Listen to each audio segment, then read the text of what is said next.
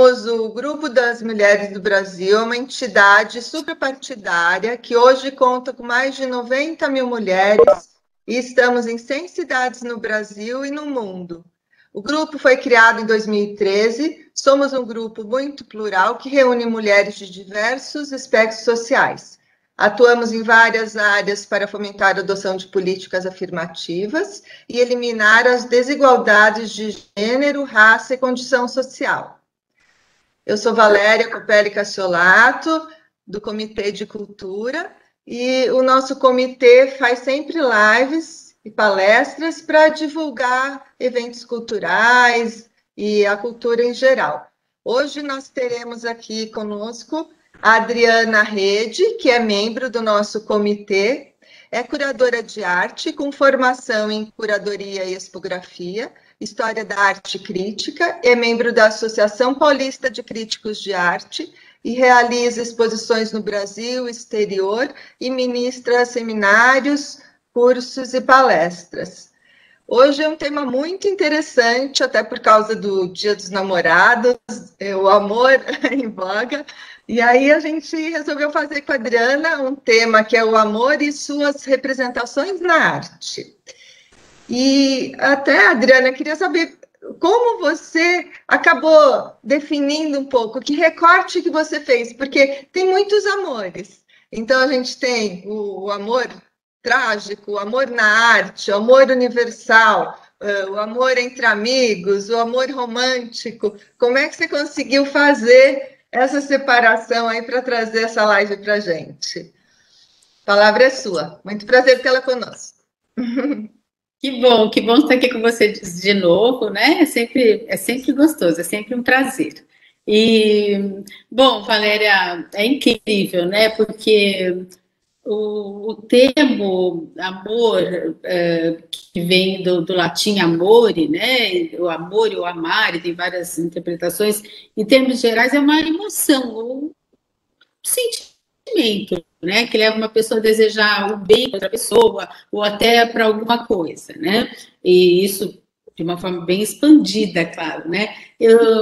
O uso dessa palavra, contudo, empresta outros tantos significados, né? Que é conforme a ótica da apreciação, tal como nas religiões, na filosofia, nas ciências humanas e tudo mais, né? E, então, a percepção, a conceituação e até a idealização do amor na arte varia muito conforme as épocas, os costumes, a cultura. Então, esse tema, amor, na arte, principalmente, possui uma elasticidade impressionante, né? Assim, aborda uma gama enorme, como você falou, você citou alguns, né? Então, eu vou pegar esses exemplos que você falou, né? E acrescentar alguns outros também. E para depois a gente entrar no que realmente eu preparei mais a fundo para vocês. Então, por exemplo, o amor material. Deixa eu começar aqui a apresentação. Tá dando para ver aí como tá? Tá, entrou. Só seleciona para isso. Tá no geral agora. Já. Bom, então vamos lá. No primeiro slide. Então, falando, né, do arquétipo do amor romântico, né, Romeu e Julieta, essa é uma imagem assim, bem, sempre aparece essa imagem, né, o autor, o pintor nem é tão conhecido assim, mas sempre aparece.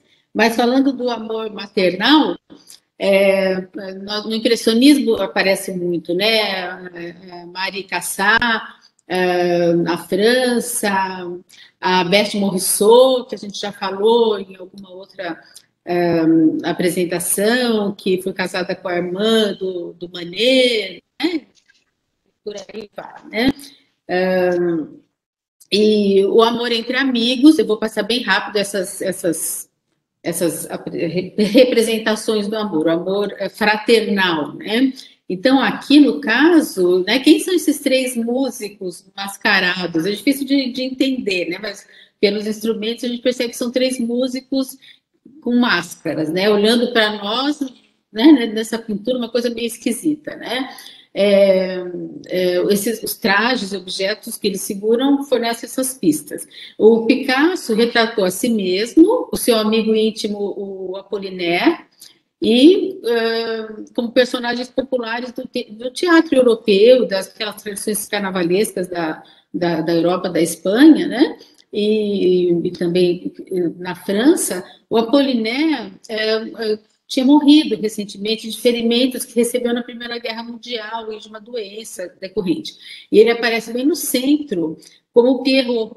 Então, ele tem meio que o rosto meio ali sumindo, né?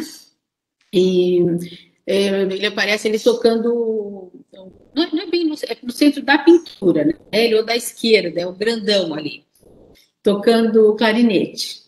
Aí, mais para o meio, o Picasso se retrata como eles chamavam de viola, violino, mas é o violão, né? Ali, tocando com triângulos vermelhos e amarelos, né? Que são as cores da bandeira espanhola na roupa. É como na verdade, ele é o Pierrot. Eu me enganei aqui nas roupas, né? É meio complicado. E o terceiro amigo, que está ali no canto mais à direita de quem olha, é o poeta Max Jacob, que está vestido com uma tradicional túnica marrom de monge, segurando um acordeon. Parece uma partitura, mas é um acordeon. Dá para ver ali? Perfeito. Esse acordeon. E eles... E o Picasso havia pintado essa obra, né, logo depois que a amizade deles, muito íntima, né, desses três homens, terminou devido à morte da Apollinaire e a decisão do Max Jacob de entrar em um mosteiro. Então, notem que o Jacob está com uma roupa de padre, né, tipo uma roupa de monge mesmo, né. E é difícil dizer assim onde um músico começa e o outro termina, porque as formas que Picasso criou se cruzam e se sobrepõem, o que pode significar os laços de amizade que os uniam, né? E você vê que o braço de um parece que está tocando a viola o violão do Picasso, né? O braço ali do monge, do Max, né? Um está se cruzando ali com o outro, né? Na imagem, né? Então essa é uma símbolo do amor de amigo, né? De amor fraternal. É uma obra muito importante do Picasso, né? Eu já mostrei essa obra na live que nós fizemos sobre as pandemias, a história das pandemias. Não sei se vocês lembram, porque ele pintou isso depois, no período assim que tinha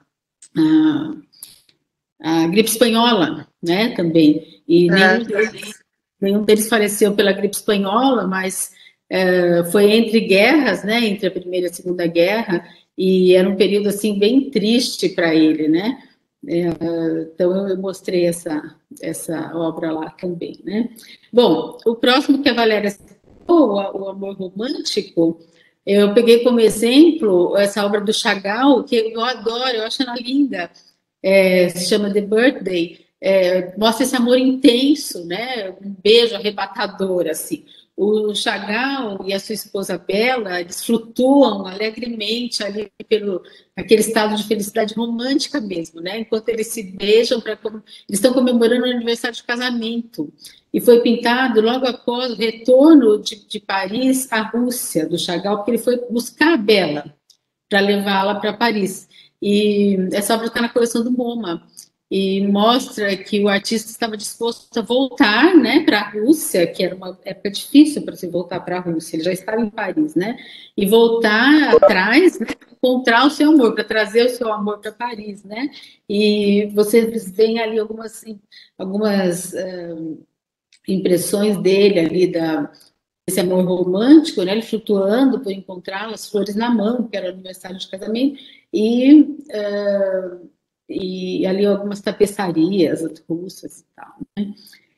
E temos também o amor carnal, né, o amor sexual. Então eu escolhi o Egon Schiele, que eu já falei também na outra live, não foi essa imagem mostrada, outra, eu falei dele, eu adoro o trabalho ele assim, é um artista do realismo muito forte, e ele morreu com 28 anos da gripe nova, né?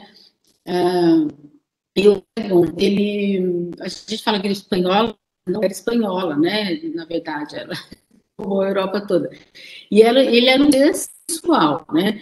E o Chile fez questão de criar uma referência visual para o seu vínculo estreito com essa modelo, que ele literalmente exibe aqui, ele exibe os corpos dois, né? Enquanto eles mantêm o abraço, que transmite emoção mesmo, né? Eles não estão no ato sexual, eles estão ali num abraço, né? E ele dá uma visão aqui da sua... Ele sempre, obras, uma visão da sua vida com detalhes, porque como quase que ele estivesse desnudando mesmo a vida dele, né? E as modelos dele, depois a esposa dele, que durou pouco o casamento, ela faleceu grávida, um pouquinho antes dele, e acho difícil encontrar outro artista que via de acordo com o seu estilo expressivo, com o seu estilista, né? E pela abertura é essencial o seu trabalho para sua mente, né, essa abertura. E ele foi criticado muito, foi citado também, né? Mas eu acho que ele retratou mais do que a nudez, ele pôs a alma dos seus retratados. E é um tom que o Chile nunca usou em seus retratos de paixão e desejo sexual como esse. Ele nunca brincou com isso. Ele levou muito a sério. Então, a sensualidade dos seus desenhos e pinturas parece meio desesperada e dolorosa e sagrada ao mesmo tempo, né? Ele dizia assim: eu pinto a luz emanando de todos os corpos. É uma frase dele, né? E é interessante que a experiência do homem e da mulher são semelhantes aqui. Ele liberou a mulher da necessidade secular, né? Aquela coisa desde a Idade Média, de ser objeto de desejo na obra de arte, né? E permitiu que ela fosse um sujeito mútuo, né? Tanto o homem como a mulher são sujeitos. Geralmente a mulher, ainda nessa época, era em 1917, né? Comecinho do século XX ainda era, né? A mulher era retratada como um objeto, né? Ele foi pintado quando tinha 27 anos, ele teria só mais um ano de vida, então esse era o seu tempo de maturidade pessoal, né? Desde a pequeno período de vida dele, né? Eu peguei também um exemplo de amor trágico, que essa imagem, ela apareceu tanto, mas tanto, né? Agora nas redes sociais, por causa uma das imagens apareceu, aquela primeira, ou a de baixo, por causa do uso das máscaras e tal, né? Então, essas figuras, o René Magritte era um artista surrealista. Então, ele fez várias dessas obras de lovers, que até aparecem na fotografia às vezes, mas é pintura, né? E as figuras estão se beijando, mas curiosamente através desses véus, né? E naquelas outras, na lateral, estão olhando para frente, mas num gesto assim, de carinho, os rostos estão juntos, né? E isso faz com que a pintura seja provocadora, causa um estranhamento, e há várias interpretações possíveis para as pinturas do Magritte, né? Como todos do surrealismo, né? O Dalí e tal, né? Então, os desejos frustrados são um tema comum no trabalho dele. Então, aqui tem uma barreira de tecido impedindo o abraço íntimo entre esses dois amantes, né? Transformando um ato de paixão em isolamento e frustração. Tem uma barreira, né? Uma possível interpretação, os psicanalistas adoram essa imagem. A possível interpretação para essa pintura é a representação da nossa incapacidade de revelar totalmente a verdadeira natureza dos companheiros mais íntimos, né? Dos amantes, dos maridos, das esposas, dos namorados e tal, né? Essas escondidas da vista do espectador são uma característica comum em muitas pinturas do Magritte. Não digo só essas faces com esse véu. Ele tem algumas outras, né? Por exemplo, a maçã no rosto, aquela maçã no rosto. Ele tem uma obra num espelho, a pessoa está de costas e aparece o rosto de frente, só que o rosto sem feições. Tem uma série de obras dele que o rosto é escondido, né? Há uma versão bem trágica, por isso eu coloquei essa obra como um exemplo de trágico, além da questão da barreira física, né, desse silêncio e tal, que essa versão trágica assim, quando ele tinha 14 anos, a mãe dele cometeu suicídio por afogamento. Então, ele testemunhou o resgate do corpo da mãe, saindo, né, da água, e a camisola molhada dela, branca, estava em volta do rosto, na hora que tiraram ela da. E alguns especularam que esse trauma o levou a mostrar rostos obscurecidos em suas obras, rostos velados, né? No entanto, ele negava isso. Ele dizia: as minhas pinturas são imagens visíveis que não escondem nada, elas evocam mistérios. Então, como bom surrealista, ele não revelava exatamente o que suas obras diziam, né? Mas tem essa versão trágica também na história, né? Eu queria acrescentar, Valéria,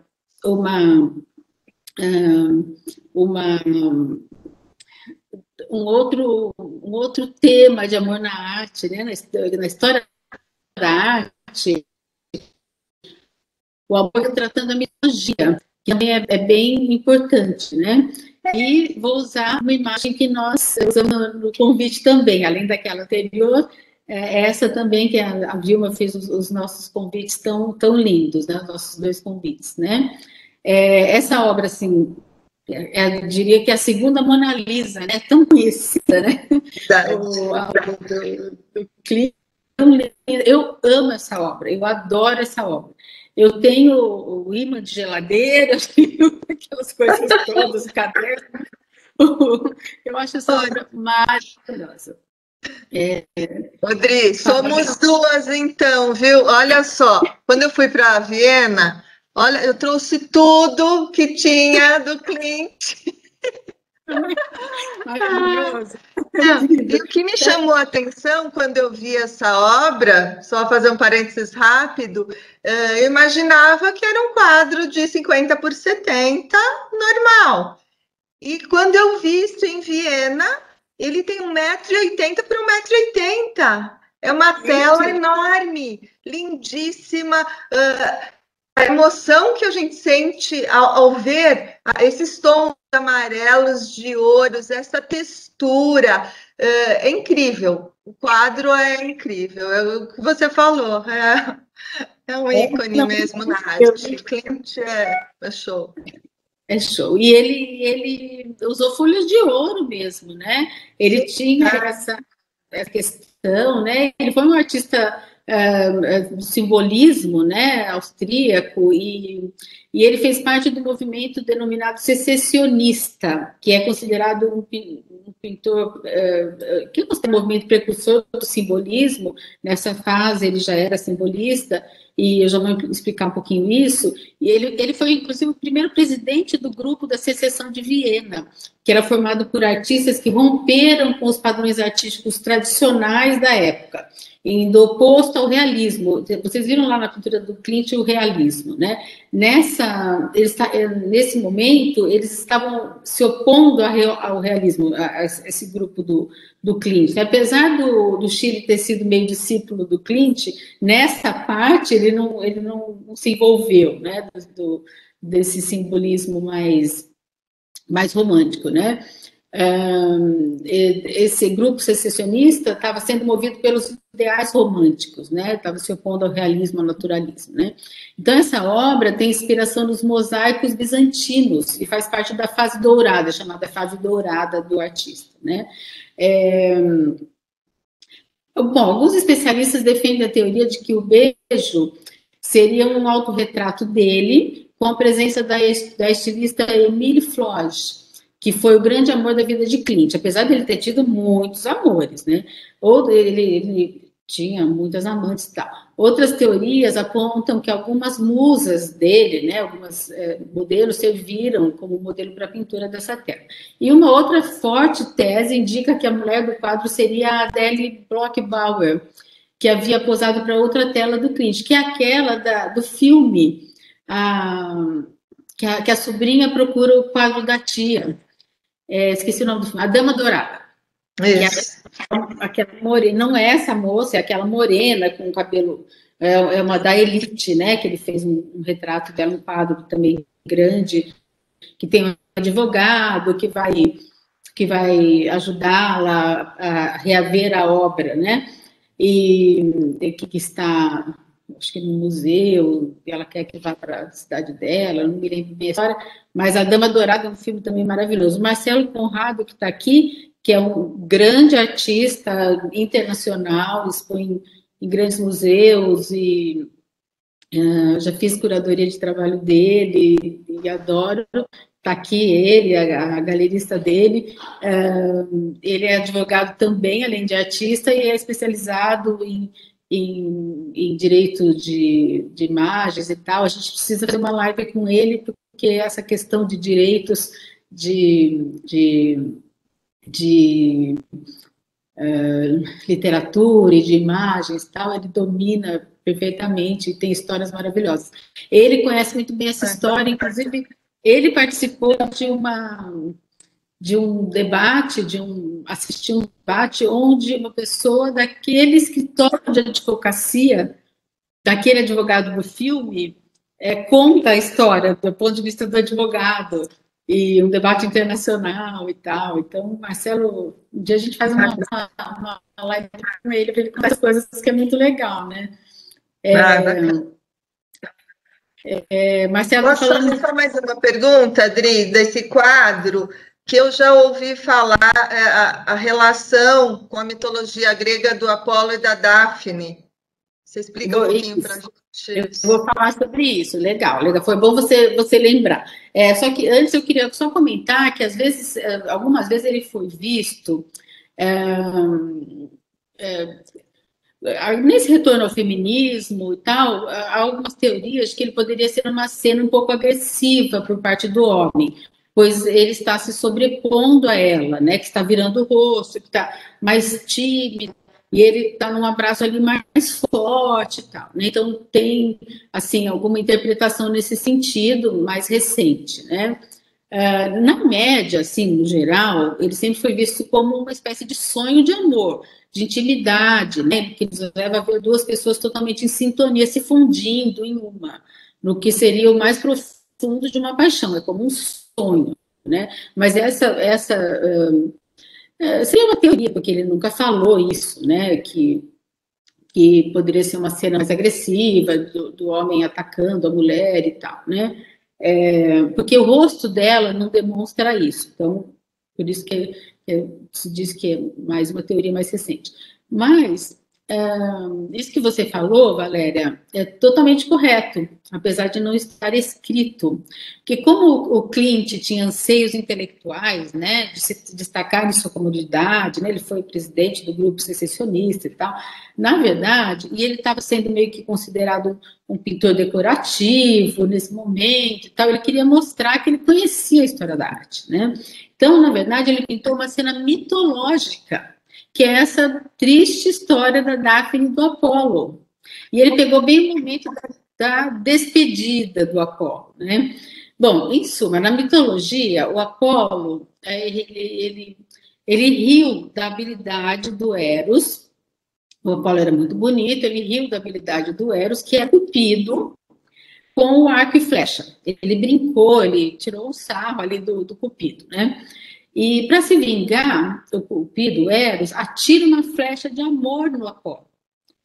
E atira uma flecha de desamor, de desgosto, de asco, na Daphne.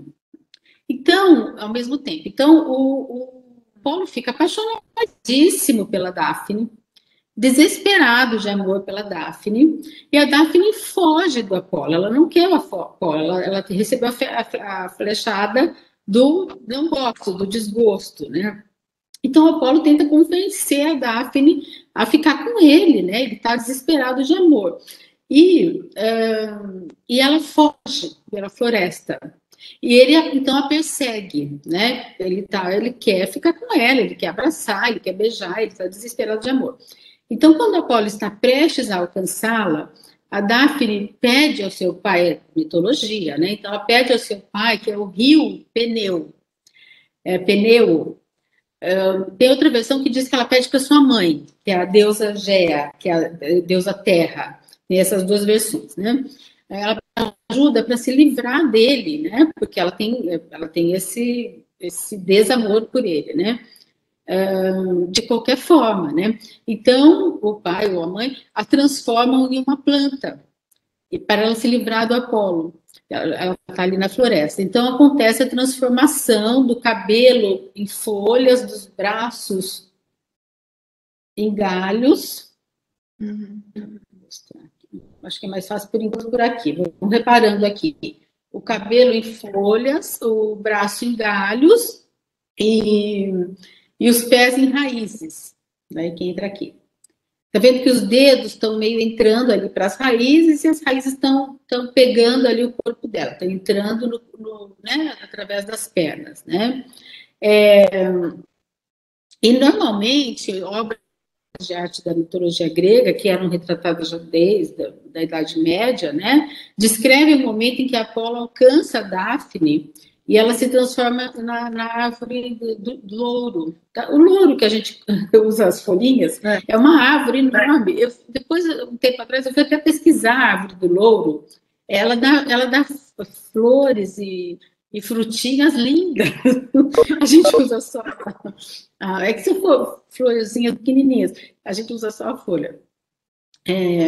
Então, ele descreve o momento em que o Apolo alcança a Dáfne, abraça, né? E ela está se transformando em louro. Então, essa expressão de contentamento dela, né? Assim, tranquila, é porque o pai ou a mãe a transformaram, ela está tranquila, é o destino dela, e ao mesmo tempo ela está virando o rosto, porque ela não quer ser beijada por ele. E tem outras questões aqui que ele abordou, né? Alguns galhos ali, flores crescendo em seus braços, ele não coloca muitos galhos, ele não pega o ouro, ele não põe ela se transformando em árvore, né? Totalmente, né?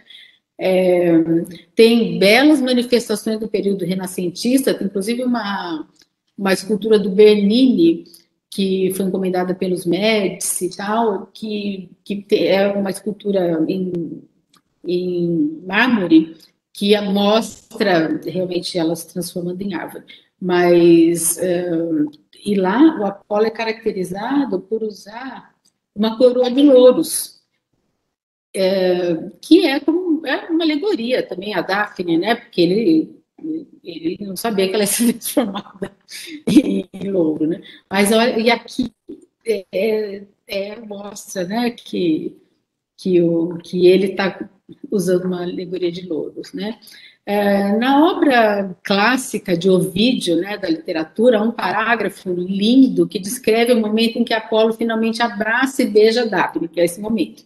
Apesar dela já ter adquirido as formas do louro, algumas formas, e até mesmo Apolo ainda sente seus batimentos cardíacos, e ela está desfalecendo, né? É uma passagem linda, né? Por fim, Apolo consegue beijar a Dáfne, já em transformação, em madeira de louro, né? Que rejeita os beijos. Nesse momento, o vídeo diz que a cabeça de Dáfne é como a copa de uma árvore. Tá vendo? Começa ali a ficar meio arredondado o cabelo dela, né? Mas ainda mantém sua beleza. Então, essa passagem de Ovídio está bem próxima aí do que o Clint descreveu, né? E a Dáfne de Clint tem folhas, flores e frutos de louro em sua cabeça, como eu disse, de forma arredondada. E se nós observarmos o seu corpo e braço, vemos que mostram uma rigidez da transformação da planta em pessoa em planta, né? Como na clássica dessa fábula, né? E voltei ela aqui. E o vídeo também diz que Daphne está com os braços nus sobre a metade dos ombros. Então, aqui também é outra referência, né? A cena que o cliente retratou ocorre um pouco antes dela se tornar um ser da natureza, né? Então, o processo de metamorfose que a amada do Apolo está prestes a sofrer o leva a colocar as mãos no rosto da amada. E Daphne, ao invés de sentir amor, se ajoelha para se entregar a essa nova vida, né, muito tranquila, e é por isso que na obra, de uma forma bem orgânica, nós vemos que as raízes das plantas começam a emergir do solo, né, bem na direção dela, bem que não estão na direção dele, né. E esse halo dourado, vocês notam ali que parece que sai um halo dourado ali, né, saindo ali do corpo dele. Significa o esplendor de Apolo, que não é em vão o deus do sol, né? Ele é o deus do sol. Bom, Gustav Klimt não era à toa um pintor simbolista, né? Cheio de símbolos, né? Totalmente de símbolos, né? E, bom... E acho que até essa textura mais rígida no corpo do homem e a textura mais orgânica e mais floral no corpo da mulher é riquíssimo em simbolismo. Agora, para mim, tem uma sensação de repulsa da mulher com relação ao beijo, assim. É uma cena romântica, mas você vê que acho que tem alguma coisa de não quero, assim. Tem. Tem essa sensação, a beleza do quadro, as pessoas pensarem nisso, né? A não ser as pessoas que sabem da história, né? E ele não chamou de Daphne Apolo. Essa é a questão, né? Ele mostrou para os seus pares ali na época que ele conhecia a história da arte, que ele conhecia a mitologia, porque isso foi muito retratado na história da arte, principalmente em esculturas. Então, que ele conhecia a história da arte, que ele conhecia a mitologia, que ele sabia fazer, né? Através da sua técnica, ele sabia retratar momentos importantes, já retratados pela história da arte, mas, ao mesmo tempo, ele deixa isso popular, tanto é que é uma das pinturas mais populares do mundo, né? E lindo. É legal. Vamos, alguém quer comentar alguma coisa? Agora eu vou entrar no outro... Rodrigo, só rapidinho, às vezes só queria uma pergunta. Está picotando, às vezes, teu microfone, não sei se você está, às vezes, falando um pouquinho para lá. Às vezes picota um pouquinho a imagem, o som. Você sabe se tinha uma ligação entre o Klimt e o Brancusi? Porque para mim sempre pareceu a Bela Adormecida que ele fez, né? O mesmo rosto caído. Não sei se você viu, se tem alguma você sabe de alguma ligação. E tem o beijo também, né? Ele fez a versão dele na mesma época. Eu não sei de nenhuma ligação, mas ele tem o beijo também, além da Adormecida, né? Tem o beijo e tem aquela da Bela Adormecida, da Mulher Adormecida, que também tem o rosto exatamente nessa posição. E a dourada. A Bela Adormecida parece a Bela Adormecida, né? Então. A Mulher Adormecida. Mas não vão quebrar teu ritmo aí. Não, tudo bem. Eu não sei se tem alguma ligação, porque o cliente ficou bem restrito ali na dele, né? No grupo ali dele e tal. Mas eu não sei se tem alguma ligação. Mas as obras, sim, né? As obras têm, sim. E era uma coisa meio também na moda, né? No final do século XIX, né? Começo do XX, voltou um pouco a mitologia e tal, né? E pode ser por isso também, mas vou até pesquisar. Mais alguém quer falar alguma coisa das obras que nós passamos aqui?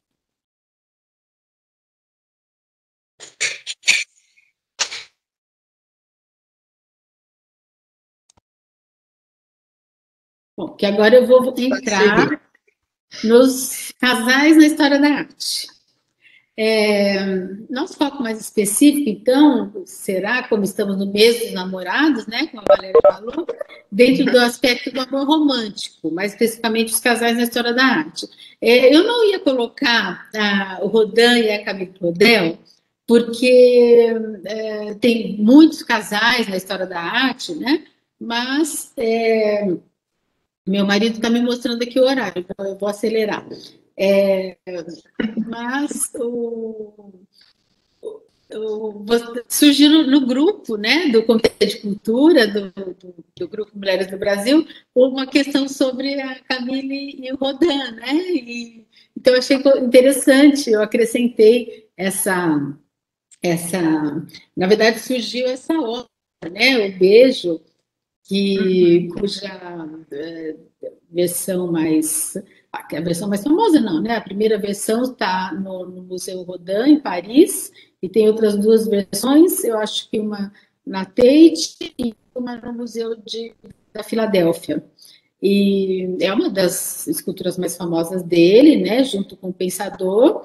Foi produzida entre 1882 e 1898, então, final do século XIX, ela ficou 16 anos sendo produzida, a primeira, e a versão que corre, né, que até foi colocada no grupo, é que ela é inspirada no romance aliás, romance nunca assumido, né, por ele, no romance com a Camille, que era sua aprendiz e sua assistente. Ele conheceu a Camille quando ela tinha 18 anos e ele 42. Bom, mas as origens da escultura, dessa escultura, você começam antes dele conhecer a Camille. Então, ela até pode ter, no meio aí desses 16 anos de confecção da escultura, ter uma inspiração no amor dele, na paixão deles, mas ela começou antes, né? Remonta a 1880, quando o Rodin estava perto dos 40 anos, e naquela época ele já havia estabelecido uma reputação e tal. No mesmo ano, ele foi contratado pela primeira vez, aliás, pelo Estado francês, para projetar um par de portas de bronze monumentais, são os portões, 2 portões, para dois portões não, né? Um portão que se abre, para um novo museu de artes decorativas que seria inaugurado, né? E que nunca foi inaugurado. Como tema, ele escolheu a história do inferno de Dante, o capítulo do Inferno de Dante Alighieri, né? Então, desde o início, ele planejou esculpir um casal de amantes em relevo no meio desse painel de um dos portões, do lado esquerdo do portão, né? Eles representariam a paixão lirista dos personagens Paolo e Francesca, que Dante Alighieri descreveu no segundo círculo do inferno, né? Tem os círculos do inferno na história de Dante, né?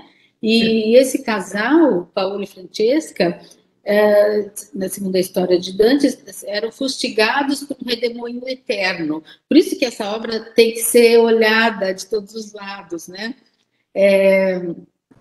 Bom, contar um pouquinho da história rapidamente. De acordo com a história original, trata-se de uma aristocrata italiana do século XIII, Francesca de Rimini, se apaixonou pelo irmão mais novo de seu marido, Paolo. O Paolo é o irmão, né? Se apaixona pelo Paolo. De acordo com a história do Inferno de Dante, quando o romance dos dois foi descoberto, o marido dela matou ambos, matou ela e matou o irmão, antes que o amor deles fosse consumado. Por isso, na escultura, os lábios nunca se tocam. Eu não tenho um detalhe aqui, mas os lábios não se tocam. Francesca e Paolo se apaixonaram enquanto liam histórias de amor. Quando o marido de Francesca, o irmão de Paolo, os descobriu, ele os esfaqueou até a morte, e o Rodin decidiu retratar os amantes no momento do primeiro beijo. Tem outros artistas que retratam essa história em outros momentos, né? Quando eles se conhecem, porque o Paolo é que vai pedir a mão da Francesca em casamento para o irmão e tal. Se nós olharmos de perto a escultura, que eu acho que eu não tenho a imagem do detalhe, mas nós vemos um livro na mão esquerda dele, não a mão que está ali na outra mão tem um livro, é que aqui nessa imagem não dá para ver direito, porque eles tiveram um amor casto, ele ele lia para ela e tal, se apaixonou, porque ela já estava casada, né? Mas essa interpretação do Rodin ficou maravilhosa, né? Bom, conforme foi se passando a década de 1880, os planos para o novo museu não se concretizaram, os portões do inferno de Rodin, como se tornaram conhecidos depois, né, não foram transformados em bronze até depois de sua morte. Então, aqueles portões do inferno que estão no Museu Rodin em Paris, só foram, ele executou, tal, em outros materiais, em gesso e tal, mas só foram transformados em bronze depois da sua morte. Ele não chegou a ver. E são impressionantes, né? Bom, no entanto, em 1886, ele decidiu que o baixo relevo dessa obra de Paolo Francesca funcionaria melhor como uma grande escultura em espiral, né? E o Estado francês o encarregou de executar o trabalho em mármore. Então, o Estado não fez os portões, não fez o museu, mas bancou essa escultura, né? Na década seguinte, a obra ficou inacabada no estúdio lá do Rodin, porque enquanto ele se foi em outras coisas, em outros projetos. Em 1898, porém, o Rodin decidiu exibi-lo no Salão Anual de Paris. E o Beijo provou ser um sucesso de público, né? Foi rapidamente copiado em bronze, em vários tamanhos, e mais de 300 modelos apareceram em seguida. Copiaram, muita gente copiou, descaradamente, né? Bom, onde que entra a Camille nessa história? Ela só vinha ser assistente de obra em 84, então o pensamento dessa obra começou em 80, né? A obra já estava encomendada há 4 anos. Dessa obra não, dos portões, que ele pensou nessa obra para os portões, né? Mas, como ela levou tantos anos a ser produzida, a especulação da paixão dos dois ter inspirado a feitura da obra pode ter sentido, porque no meio ele pode ter, né, utilizado a paixão deles aí no contexto, né? Eles fizeram uma série de esculturas um do outro, durante um período de intensa colaboração artística, né? Ele fez essa escultura dela, além de outras, ela fez dele, várias, né? Essa escultura dela, La Valsa, revela assim, uma compreensão única de movimento, né? É maravilhosa, é linda esse movimento que ela faz, né? Que ela no ateliê. Então, essa capacidade de transmitir emoções, né? Que ela tem, né? Esse poder expressivo e tal, tudo isso faz com que ela seja uma escultora mais moderna, Rodin. Ele seria um pouco mais clássico, apesar de ser vanguarda na época e tal, né? A Camille nunca viveu com Rodin, porque ele estava relutante em terminar um relacionamento de 20 anos com a esposa e tal, né? E ela nunca teve filhos, né? Com ele. Ela engravidou uma vez, mas perdeu. E ficou numa profunda depressão, né? Ela também, nessa época, ela também rompeu com a família, saiu da casa dos pais, a mãe nunca quis que ela fosse artista, o pai que apoiava.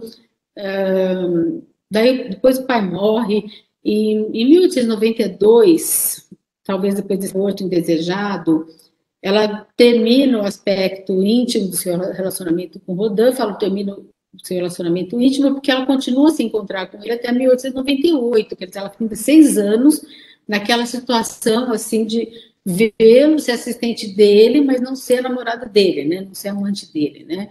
E consta também que Rodin ficou com ciúmes do talento dela. Então, isso causa um atrito entre eles, né, ela sofreu muito, né. E após o rompimento, ela começou a produzir seus trabalhos mais pessoais, revolucionários, e expôs no Salão dos Artistas Franceses, no Salão de Outono. Ela se mostrou uma escultora brilhante, sem estar à sombra do Rodin, né? Ela conhecia outros artistas que estavam trabalhando em Paris na época. Ela foi até noiva do Debussy, do músico do Debussy, por um tempo, né, nesse afastamento do Rodin. Ela chegou a ter patronos, distribuidores, algum sucesso especial, mas, no entanto, esse apoio foi começando a diminuir. Ela começou a sentir uma diminuição da aceitação do seu trabalho, aos poucos, após esse rompimento com Rodin, e sofreu, consequentemente, um isolamento, e chegou a cair na pobreza mesmo. porque o pai morreu, a mãe não apoiava ela como artista, e o irmão foi morar na China, já era casado, que o irmão apoiava um pouco. Bom, então ela resolve fazer, o Rodin a apoia a conseguir, tenta ajudá-la a conseguir, através de terceiros, o diretor do Departamento de Belas Artes, encomendasse uma obra para ela. E ela fez essa obra, A Idade Madura, que é uma das principais esculturas dela, e tem uma versão, tem uma versão em gesso e duas em bronze. E uma está no Museu d'Orsay, bem grande, assim, bem no meio do Museu d'Orsay. É maravilhosa, impressionante, gigante. E tem uma no Museu Rodin também. Só que ela foi muito explícita, né? Apesar de ser uma obra simbólica, uma alegoria, né, para nos fazer pensar no tempo que passa veloz, nos escapa, é um testemunho do talento dela, apaixonada e sem limites, né? E uma obra autobiográfica. Essa mulher, deixa eu ver, tem essa mulher deitada, meio que implorando, ele até é chamado de implorante, alguma coisa assim, só esse pedaço da... E tem um homem velho sendo carregado, meio carregado, com uma mulher meio voando, que é uma velha. Então, eu falo uma velha porque não é uma senhora, é tipo uma monstra, assim, né? Então, mostra que é autobiográfico, porque o Rodin larga dela para ficar com a esposa. Então, para a maioria que conhece Rodin e a Camille, é o doloroso relato do fim de um caso de amor, né? Ela colocou o seu rosto nos traços da jovem. Um autorretrato no rosto. Então, essa obra desagradou Rodin, que se sentiu exposto, né? Que retrata o sentimento de derrota da Camille frente a Rose, que é a esposa dele, né? Ou frente à sua mãe, que poderia ser essa senhora que a afastou do Rodin de alguma forma, que a afastou da arte, que não apoiou mais. Essa senhora pode significar a passagem do tempo, porque ela está meio voando, então, o tempo levando o Rodin para longe dela, né? E pode significar a morte também, né? E essa moça, né, a suplicante é o nome que deram para ela, né? É um detalhe muito impressionante que compõe a obra A Idade Madura, né? E o ventre dessa jovem está crescido, então é como se fosse uma gravidez, né? Seria o tema da obra. Então, reflete, talvez tenha algumas teorias que refletem uma esperança dela se conectar com a feminilidade dela. Os psicanalistas adoram a obra também, né? Então, ela pode ser interpretada como uma alegoria da separação, mostrando o abandono. Quando ela expôs, ele foi elogiado, mas também criticado pela crueza que retratava essa decadência, esse sofrimento, né? Ela conseguiu uma encomenda dessa obra, porque geralmente os artistas e escultores, eles expunham, eles conseguiam uma encomenda, porque a escultura pode ser reproduzida, né? Daí essa encomenda foi retirada por causa dessas críticas. Ela ficou magoada, porque Rodin não interviu a seu favor. Ele parecia não desejar que a obra fosse exposta, ele deixava transparecer que se sentia pessoalmente atingido, e devia se sentir mesmo, né? O pessoal se distribui diante dessa obra, né? Não importa a versão, não importa a história por detrás da criação da obra, é uma obra-prima da Camille, né? Mas ela testemunha o cruel abandono de Rodin, ela marca a ruptura de um dos mais famosos casais amantes da história da arte, né? Eles eram dois amantes que colaboraram, dizem que ela intervia nas esculturas dele, ele intervia nas dela, então realmente eles foram um casal icônico da história da arte, né?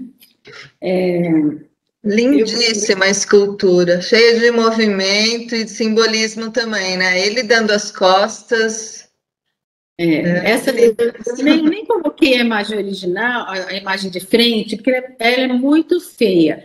É um velho, assim, decrépito, indo para sendo embora, sendo levado por tipo uma bruxa, meio voando, assim, esboçando. E é uma bruxa mesmo, o rosto de bruxa. E então, imagina se a esposa dele se viu nessa escultura.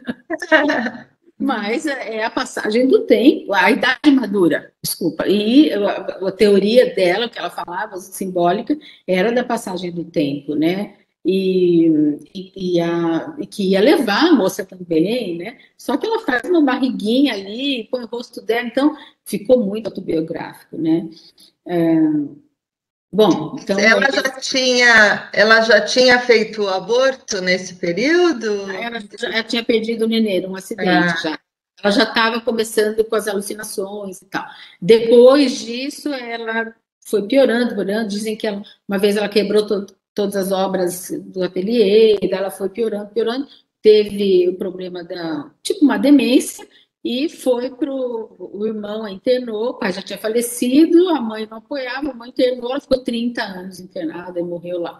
E os médicos, em certos momentos, diziam que ela podia sair, mas o irmão e a mãe não tiraram. Então, é uma história triste, né? Mas o período fértil dela, né, os anos férteis dela no sentido de produção, ela produziu obras maravilhosas, né? Ela foi uma escultora de vanguarda que permaneceu sem reconhecimento até praticamente o século XX. Mas a relação entre os dois escultores, no início, né, no período mais forte, é considerada uma das mais fecundas artisticamente, né? É um casal muito importante da história da arte.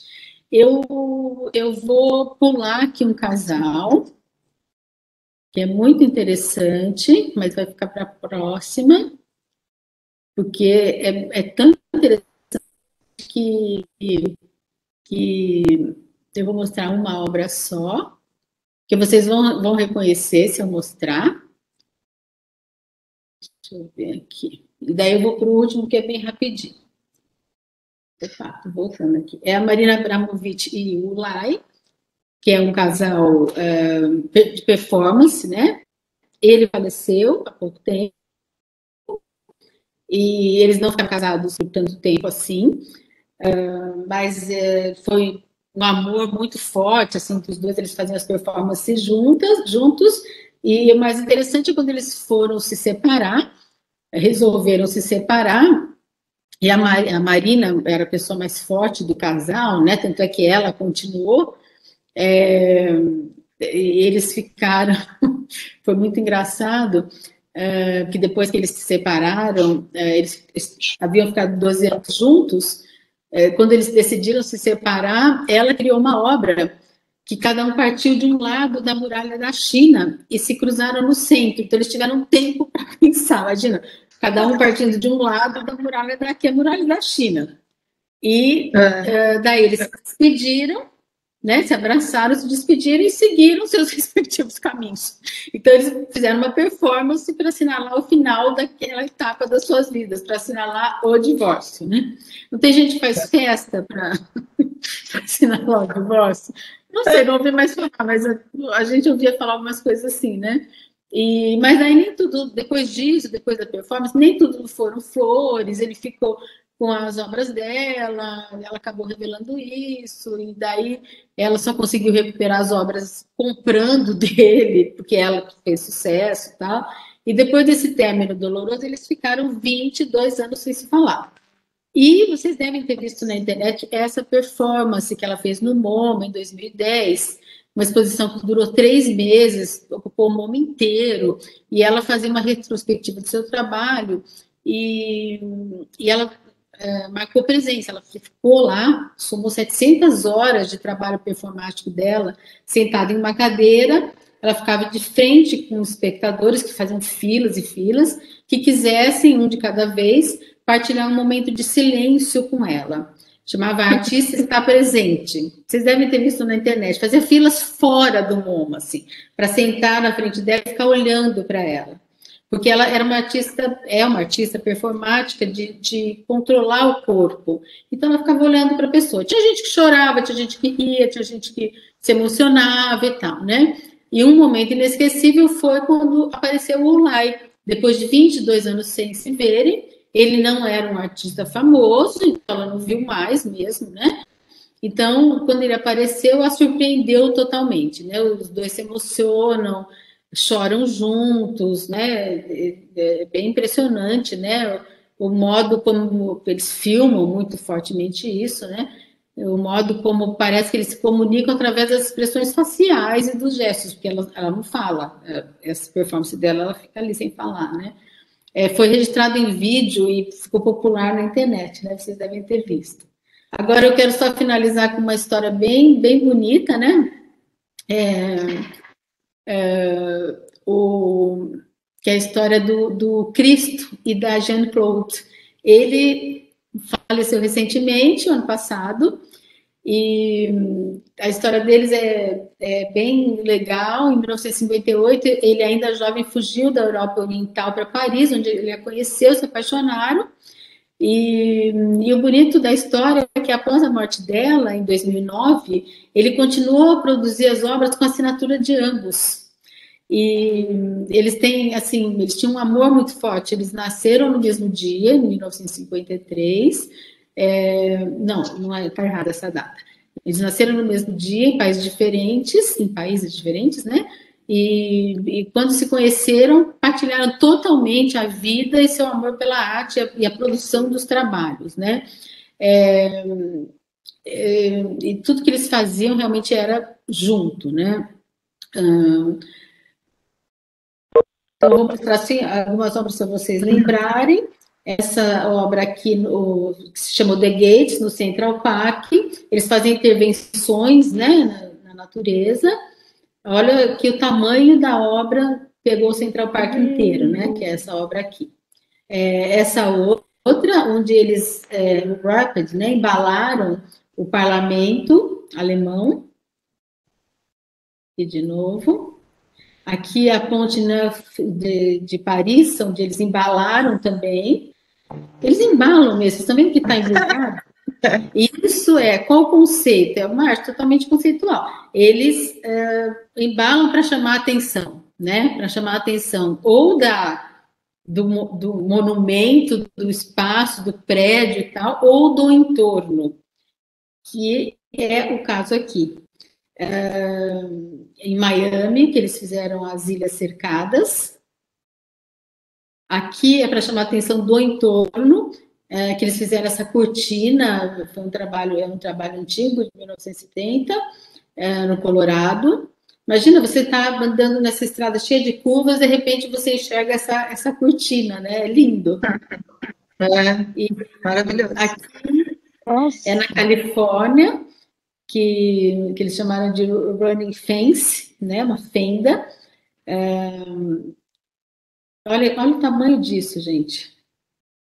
É o detalhe, né? É lindo. Mas olha o tamanho, olha até onde vai, né? Nossa, é enorme. É enorme, né? Mas o mais bonito é que eles faziam... São projetos que eles projetaram mais de 40 projetos e demora anos, às vezes demoraram 20 anos para serem aprovados, porque depende de leis governamentais e tal e tal. E ele demorava também porque ele não pegava dinheiro do governo. Ele fazia desenhos e vendia projetos e tal, e os desenhos preparatórios, vendia projetos, fazia crowdfunding e tal, então ele demorava muito para conseguir, e ela sempre junto com ele fazendo esses projetos, eles viveram disso, né? E o que eu acho mais bonito é que ela, Jeanne-Claude, dizia que falavam para eles, qual é o segredo para vocês conseguirem ficar 50 anos fazendo isso? Né? Ficaram juntos 50 anos. Ela dizia que o segredo é o amor. Para nós, trabalhar com arte não é uma dificuldade, é uma grande vantagem. O amor pelo outro e o amor pela arte é o que nos faz viver.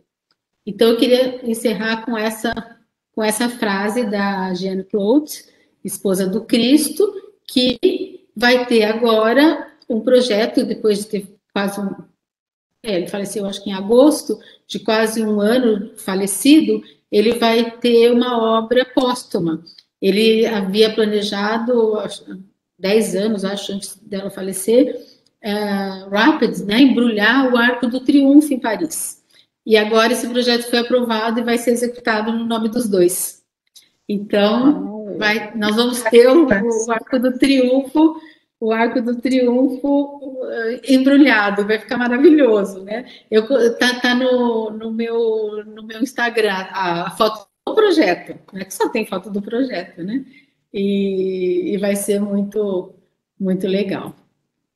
Então é isso. Lindo.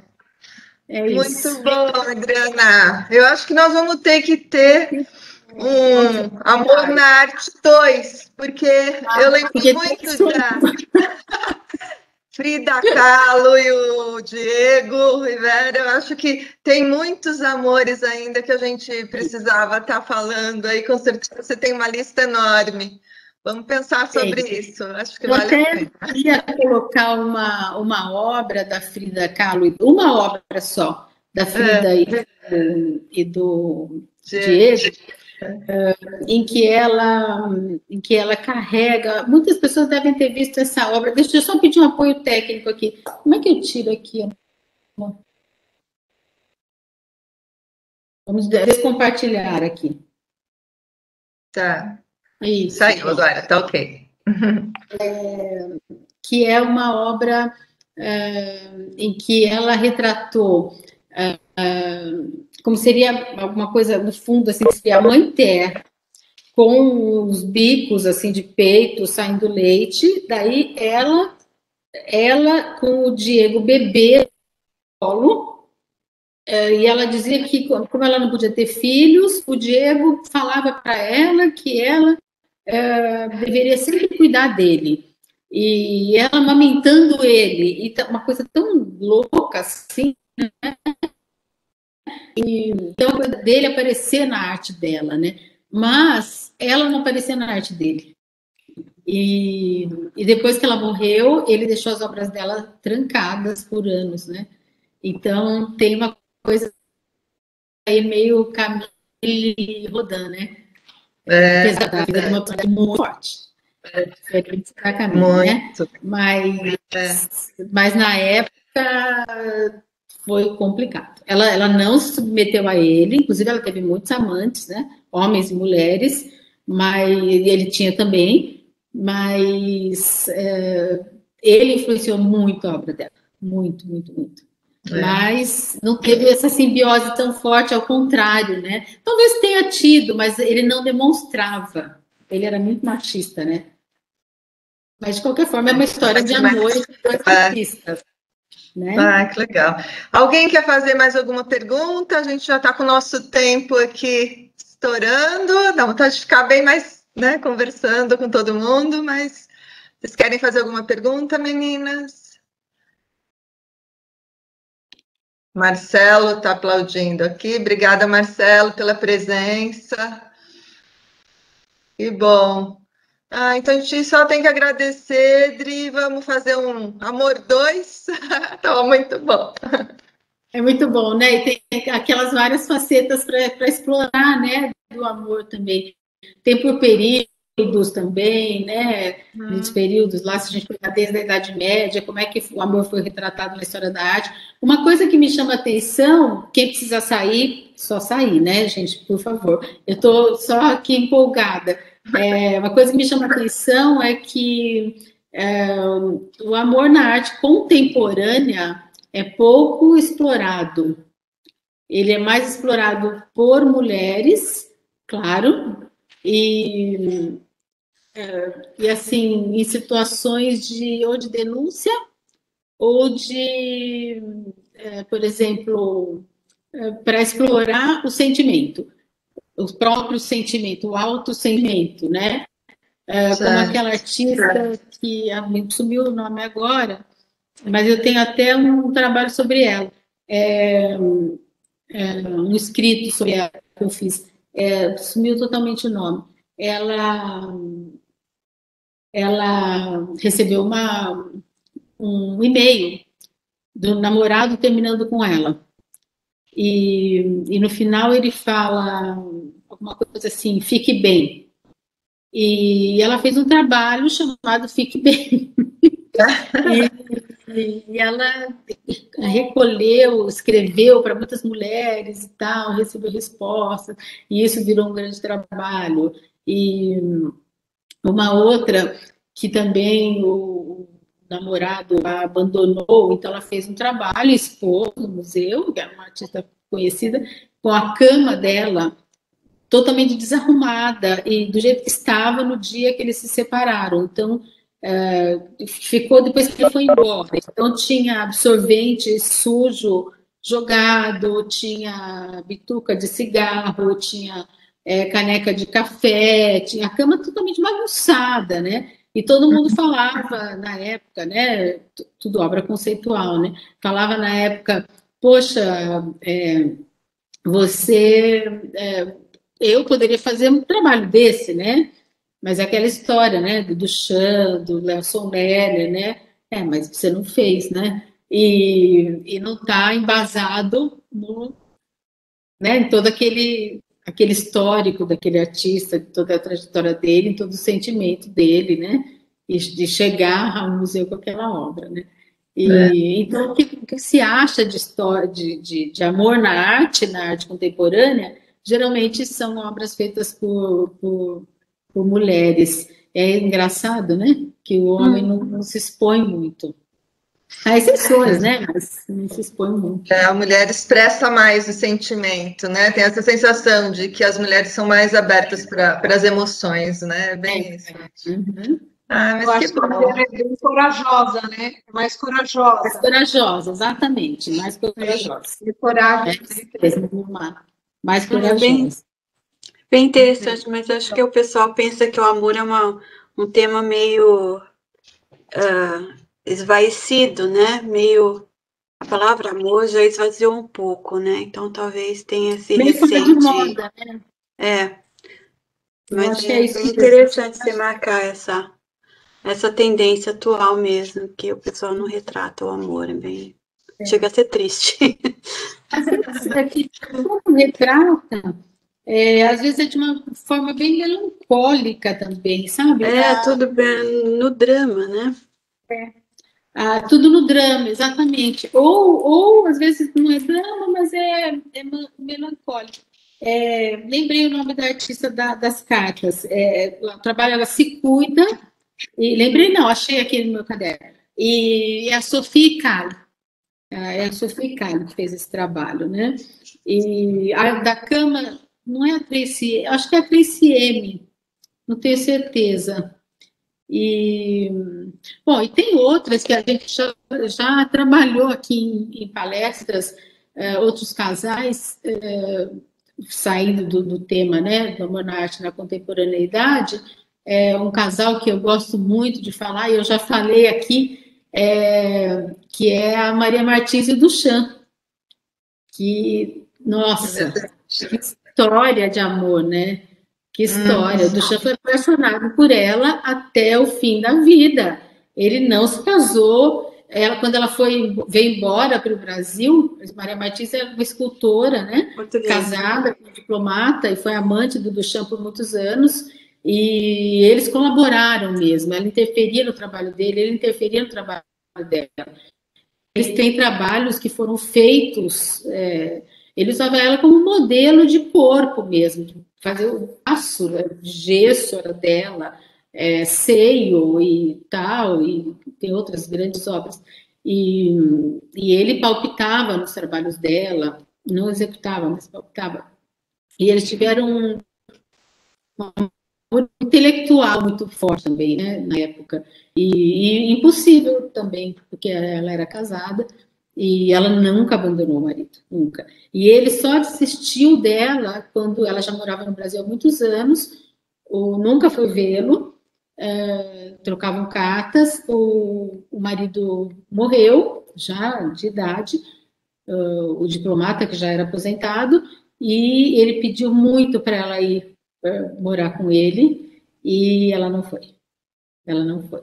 Já era de idade e tal, mas ela não foi. Então, ele só desistiu mesmo, e tem cartas maravilhosas, assim, que ele escreve, dizendo, tentando, falando porque ela foi para a China, depois que o marido morreu, ela aprontou, ela entrevistou o Mao Tse-tung, ela ajudou a criar a Bienal de São Paulo, uma série de coisas, mas ela... Então, ele morava em Nova York, mas a sensação dele é que ela podia passar por Paris, né? Então ele escreve, eu vou para Paris nesse verão, eu vou estar no mesmo hotel, na rua tal, tal, tal. Vai lá, vai para lá, vai para lá. Ela não foi. E ele ficou apaixonado por ela até morrer. É uma história de amor maravilhosa e impossível, né? E ela tem aquela obra em bronze grande, que são dois corpos com garras de um homem e de uma mulher, que se chama O Impossível. Esse meio se repelindo e meio tentando se encaixar. Tá. Que lindo. Muito bom. Alguém tem mais alguma pergunta? Podemos encerrar, meninas? Pode ser. Então, muito obrigada. Gratidão aí pela passagem de informação, Adriana Rede. E aí vamos ter o Amor 2.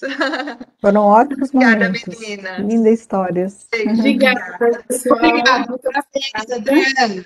Parabéns. Obrigada. Eu que agradeço, gente. Parabéns. Obrigada. Tchau, tchau. Tchau, tchau. Obrigada. Tchau. Obrigada.